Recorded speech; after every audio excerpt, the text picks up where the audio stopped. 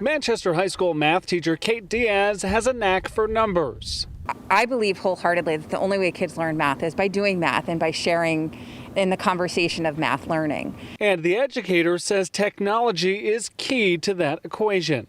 Absent a device, I don't think you can hand a student a quadratic equation and go, can you figure this out? That math now more doable thanks to some pretty big numbers. Wednesday, Governor Lamont announced that more than 140,000 laptops have been distributed to students in need of the high-tech help across the state. The push, part of a more than $40 million initiative funded in large part with money from the CARES Act. Principal Caitlin Miner says it's all about access for her more than 1,600 students. In March, very quickly, we changed every single thing about how we deliver teaching and learning to students, and without them, they wouldn't have had access. The Everybody Learns program also helped some 60,000 families get online and introduced 160 internet hotspots around the state to help kids K through 12. What is next? What do we need to do to fully close this digital divide?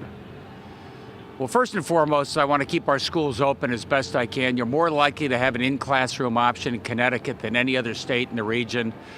Going forward, we got the devices out there. We have the internet access out there. We got to work with parents so they feel comfortable with the internet learning and they can help work with the kids. With a third of their students learning entirely from home, these educators insist making sure all have access to the web is the next big step.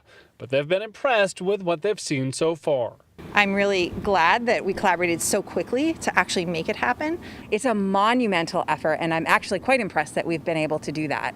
The governor says he hopes to have Connecticut students back in school full-time soon. He also touched on winter sports, saying the goal for that is still January 19th. At Manchester High School, I'm Keith McGilvery, Fox 61 News.